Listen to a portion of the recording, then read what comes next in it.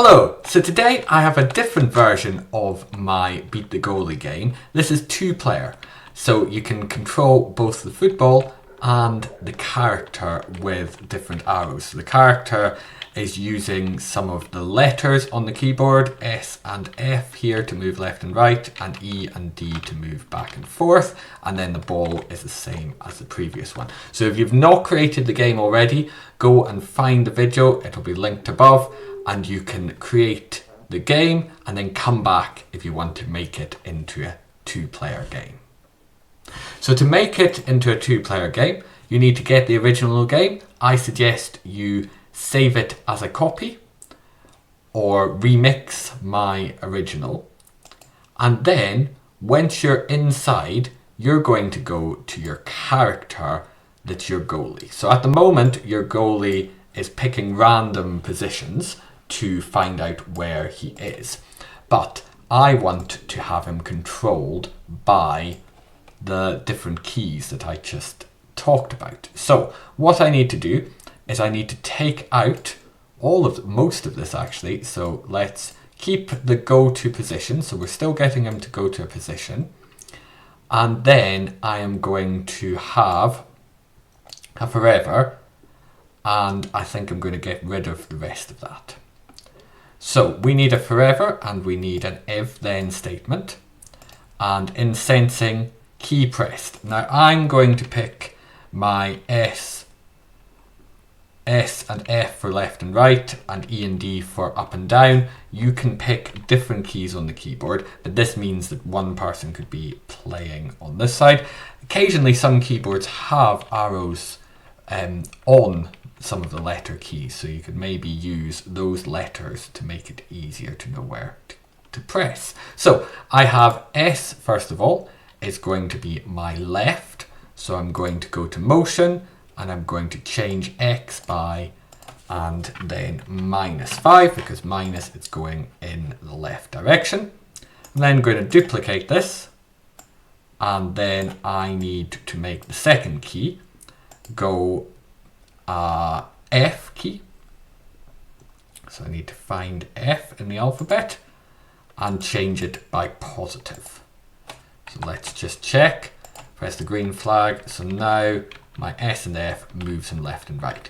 But you might have noticed in my example, I had him moving forward and back as well. So to move forward and back, we need to have the if key. So let's duplicate another if key, and let's go for back to begin with.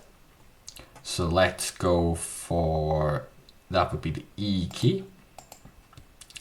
And we need to change Y and not X. So change Y by and 5. But if we do that, currently, if I press the green flag, my character is going to move backwards and up, and that doesn't look realistic. So we need to set some rules about his movement as well. So in this E key, I'm going to get an operator and I'm going to get an AND statement. So I'm going to put one of the E key in one side of the AND, and then I'm going to get a Y position. So I'm going to get the comparison here, because we're going to have Y position, which you can find here. Y position is greater than, and that's going to be 93, I worked out. That means he can only go as high as he is at the moment, so he won't move unless he's below that point. And then I'm going to duplicate this, and we're going to have similar instructions for our other direction, which is going to be our D key. And we're going to have different Y positions, so we need a different operator. We need it facing the other way here. Y position is greater than, and I've said 12 to make him go to the white line. And finally, we need to make sure that this is minus. So that is here. So let's just see how that works. Yeah, our character. Now, our character doesn't look very realistic, going towards the ball, and the ball is getting bigger when he's there. So he needs to get bigger as well. So I need to view Luke's one. I need to set size to begin with to 80, which is the size he starts on. And then I need to change the size by -2 going out, and then +2 coming back in. So now he's going to go bigger and smaller as we go in and out. So it looks quite realistic to some extent. So that is your code updated for Ben. But I thought if you've got 2 players, you might want to record how many saves the player gets. So let's go back to the soccer ball, and I'm going to add one more variable, and that's going to be saves. And I'm going to make sure that set saves to 0 happens first.